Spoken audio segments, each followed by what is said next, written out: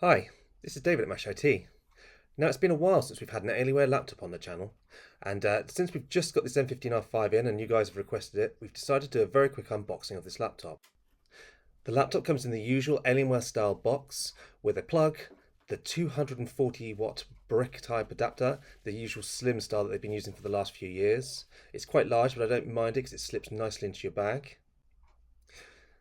The laptop itself is wrapped in cellophane, very much like the XPS range. Sort of gives it a bit more of a premium sort of unboxing experience, but in my opinion, I think it's a bit of a waste of time, and I prefer the old Alien way of doing it. Now, this is the M15R5 with a 5800H Ryzen 7 processor, and it also has the RTX 3070 graphics card. I've also got the configuration with the QHD 1440p panel and the mechanical keyboard. We do also have a model coming with the base 1080p panel and the 3060 and the standard keyboard, so look out for a comparison with regards to those as well. And we will be sort of dropping the review in the next couple of days, which will be obviously a lot more in depth for this actual product. So please do subscribe and hit the notification bell, and you will be made aware when that does come through. Now, with regard to the colour, this only comes in Dark Side of the Moon. Now, I've been asked a few times whether it is actually a silver or grey or a black, and it really depends on how the light's hitting it. In most situations, it does look like a black laptop, but when I'm actually shining light, or we've got the studio lights, or in a window on the side or the back of the laptop, it almost looks like a silvery gunmetal or grey sort of finish. So you can see if you look at the back of the laptop here with some light shining, it looks sort of a grey. But in person, I would say it does look like a black laptop.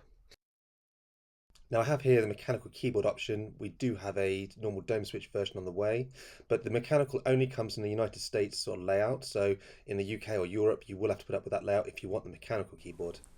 When it comes to the actual typing, it does feel like a blue with quite a sort of strong pressure. I'm going to give a typing experience in the full review, but my initial impression is pretty good. And this is what it sounds like. Opening up the laptop is easy with 8 screws, most of them are captive, and you lift the actual base plate off the machine. You can see we've got an 86 watt hour battery, which is going to give us good battery life by the looks of it.